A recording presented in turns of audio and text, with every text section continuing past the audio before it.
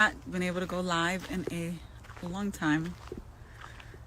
And today I couldn't resist. It's a beautiful day. It's like 50 degrees, but warm enough for me to be outside. And I wanted to talk about probably one of my favorite verses, but it is also, it's like a wake-up verse, really, because most of us are just operating on like our own agendas, fast forward in most days. And there's a verse, Hebrews 13:2, you might be familiar with.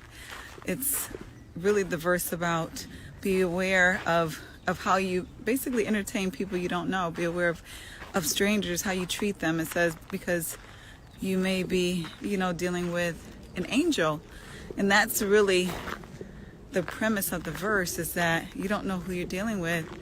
And I find it so powerful, even when I think about people who I've interacted with, just random people, like in different shapes or form that touch your life. Sometimes people are so kind who you don't know, and they have such a gentle spirit and such a kind presence that it touches you in a significant way. So I think about people like that. And then I think about people who you see in need, especially in a big city, live in a big city.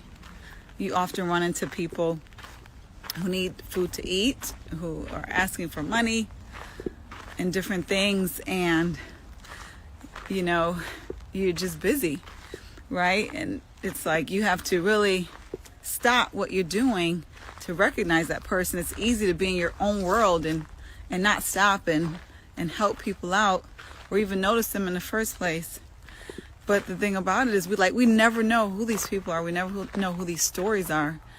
Even beyond whether or not they're an angel, it's just a matter of not knowing what their needs are and why, and not knowing really, how anybody could be in that situation given the proper circumstances. And so I love that verse for just all of those reasons of reminding us of how to pay attention to other people who we don't know. And I don't know if you've experienced this, but I've experienced people coming and saying things to me and, not really knowing why. And I think it's easy to dismiss people who we don't know because we assume that they don't have anything to give us or to tell us, when really you never know what you can learn or gather from an experience with anyone, whether you know them or not. I believe we can all learn from everyone something. And the only way that we know what that something is if we give it that opportunity. But I find it also powerful in identifying how we treat people. Because, God said, He sees how we treat the less of us. Basically saying those who have the least of powers. That's how important it is, to notice how we treat people is how do we treat those who have the least.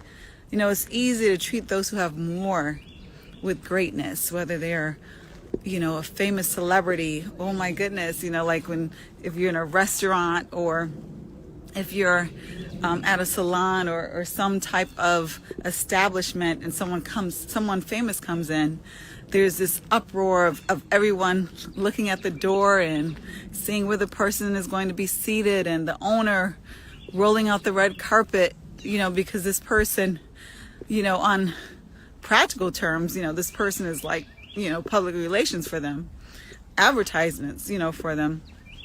But also even just on emotional terms, even people who are not the owners, it's a certain reverence that people will give someone because they're famous, or because they're held in high regard, or, similarly at work, people will treat their managers differently than how they will treat people who report to them or peers. They give a different kind of reverence. And it's not to say that, we're going to give everyone the same attention in our lives. But what is important is that we honor everyone, right? We communicate to everyone as if they're equal to us. And why do we do that? Because they are equal to us. Because no one is better than you. No one is less than you. So that premise in itself deserves an attention of treating people as not even sometimes how we would treat ourselves, because sometimes we don't treat ourselves the right way, but treating people with kindness and with openness and with an unassuming ear and eye of, not only what can I do for this person, but what can I learn from this person? What can I gain from this experience? Because we really never know. We assume that every day is going to be like the last, or at least uneventful, and 9 times out of 10, there's going to be something different. And most days, that something different is small. But some days, it's big. And so I think that verse of, entertaining strangers because they may be angels is essentially telling us to be humble in our living, because we never know what one person or one experience may lead to. So I think it's a great gift and a lesson to know that. Have a good one.